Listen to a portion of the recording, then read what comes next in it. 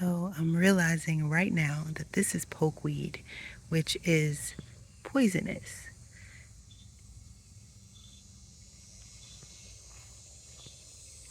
And it's taken over.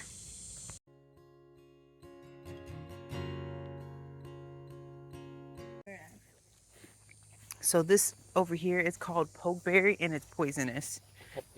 Yeah. Wait, It what? don't matter what it looked like. Yeah, this right here. Because when it was small, it looked just like the amaranth did. And I was like, oh, wow. I was like self-seeded. Yeah. Oh, I don't have long sleeves, huh?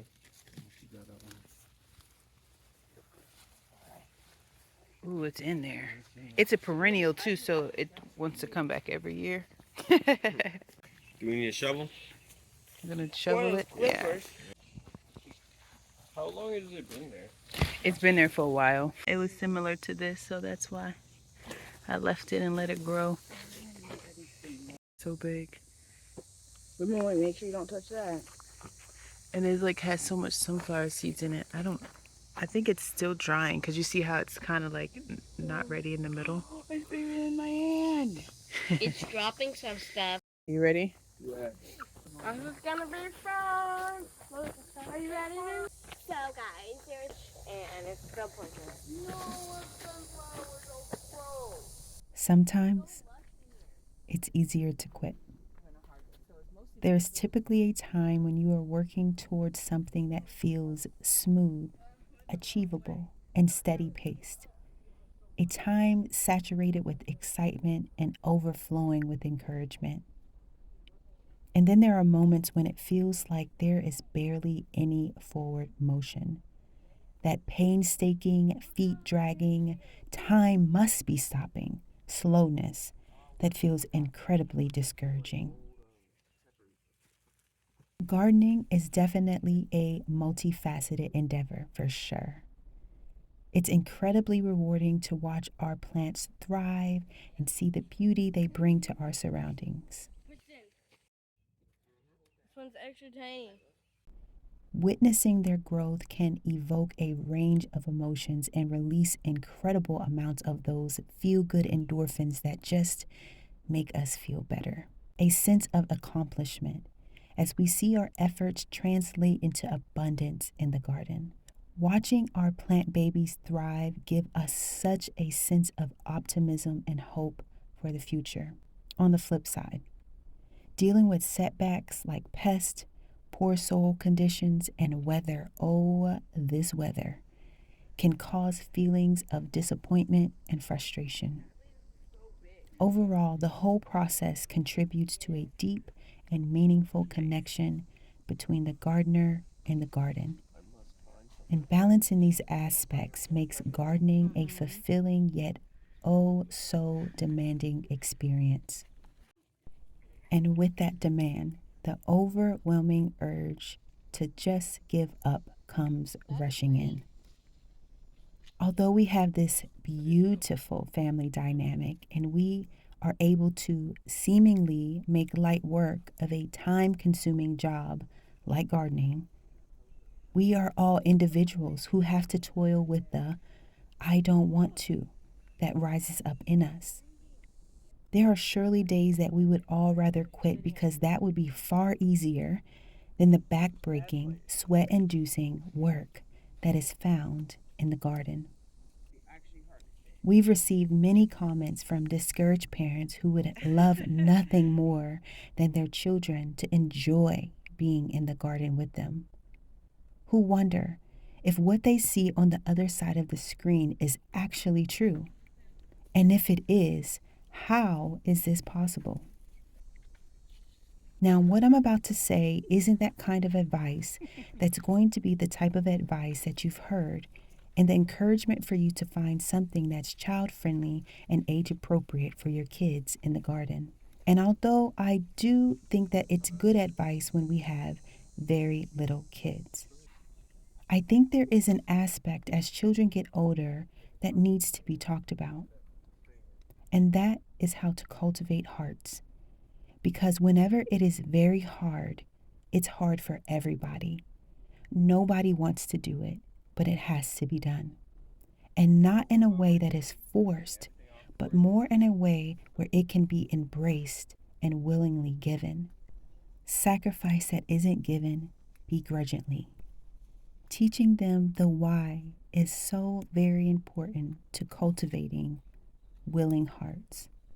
When we connect personally with what we are doing, it's like night and day compared to something that we have no connection with at all.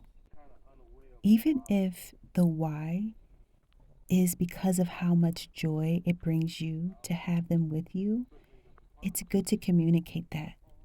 Each family has their own why. Your why is such a beautiful foundation for a great conversation to have with one another. Thomas and I are actually about to celebrate our 17-year anniversary, which is such an accomplishment for two people who had no idea what building a healthy relationship with another person looked like. And as flawed as we were, from the very beginning, we actually had the same ideas about our children. When it came to wanting to love them in a way that we hadn't ourselves experienced. So much wind you could get blown away. Yeah, the winds are very strong and high. So Specifically, the importance of being present with our kids. And we've always made the sacrifices necessary in order for that to happen, because it's very important for us to have that footprint in their lives. There are things that we do together very often that really cultivate trust and togetherness in our family. And so when we set out to do things that are harder and more challenging, because we are used to being together, when it comes to working together, even in very hard tasks, it just feels easier. It's about building rapport with your children. For example, we don't only do hard things together. We're not just together outside in the garden, or when it's time to build something, or when it's time for yard work. That's not the only time we're calling for our kids and wanting to be with them. We want to be with them when days are easy, and when days are snuggly, and when days are fun, and we're just hanging out. We like doing art together and music. We may watch a movie, we may play a game, we cook together, and we go on walks together. And the truth is, if you only ask them to do something when it's hard or uncomfortable, and never ask them to do things that are easy and enjoyable, complaint, rightfully so, is more likely to happen. There are so many reasons why it's worth the work of cultivating togetherness as a family. Stronger bonds. When you overcome challenges as a family, you are actively developing skills involving open communication, which cultivates unity. When we face difficulties together, we have the opportunity to build a deeper understanding of each other's strengths and weaknesses, allowing us to help and be helped in a way that extends beyond the immediate challenge.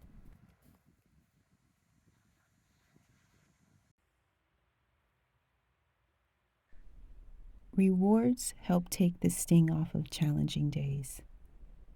And enjoying rewards as a family is even sweeter. And the beauty is that it doesn't have to be expensive. Giving rewards at times can be overwhelming because of the cost. But there are many simple solutions, like instead of going out for ice cream, go and buy y'all's favorite ice cream at the store. A whole container costs what it would cost for one person to go out and get ice cream. Make it fun.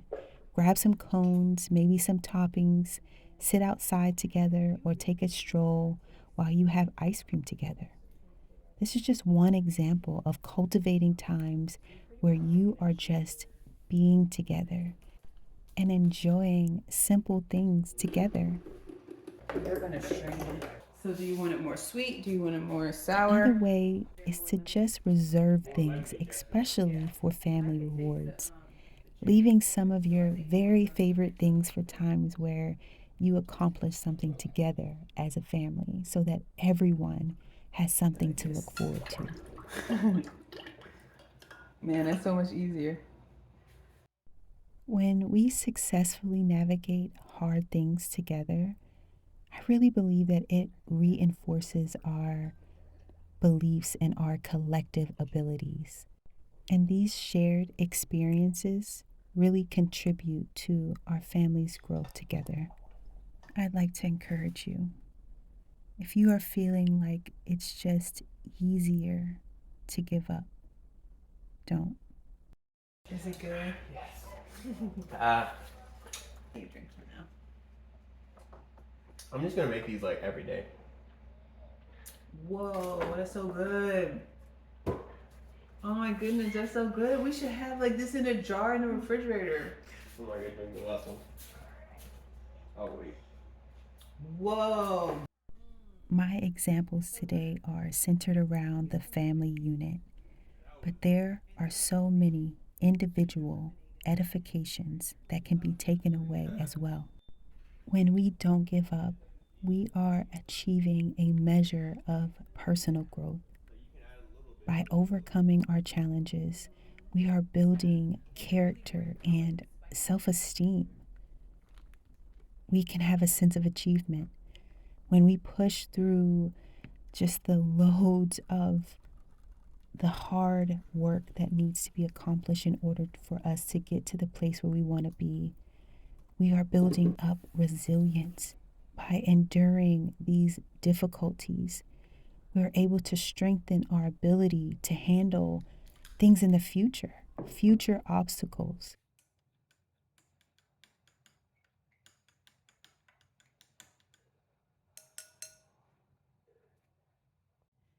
Hey girls, you want boba? Yes, ma'am. Every single time we choose not to give up, we are building confidence.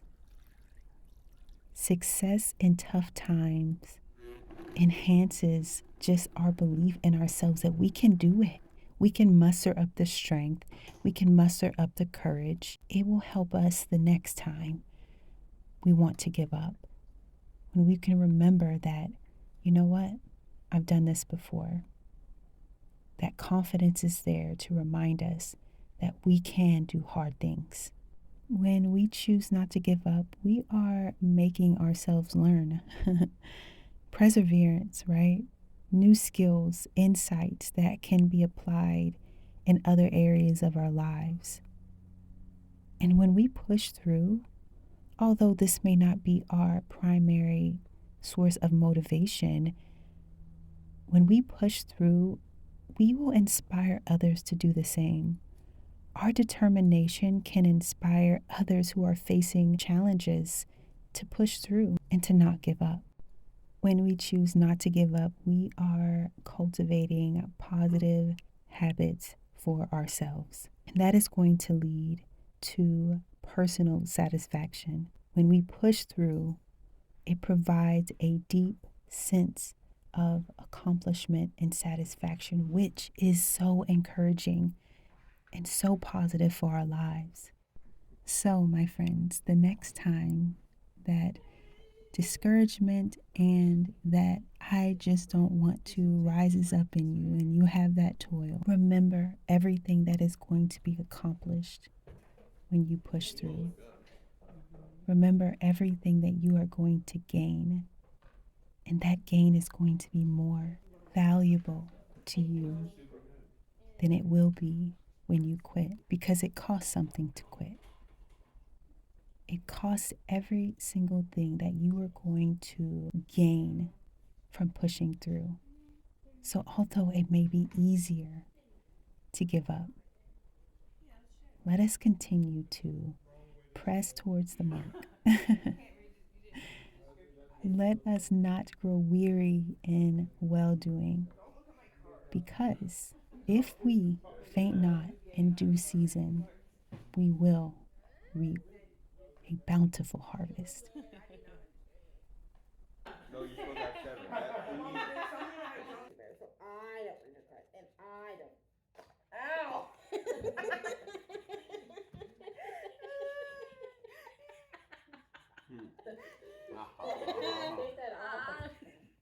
It's like also revolutionary. You probably have this. Is your hair revolutionary? They got that song called War. You ever heard of that? War! War! Absolutely nothing. But they had to have hair that stick. It'd be such a blessing to hear what you are choosing not to give up on in this season, even though it would probably be easier to give up. You have decided, you know what? I am going to press forward. Please share it down in the comments below.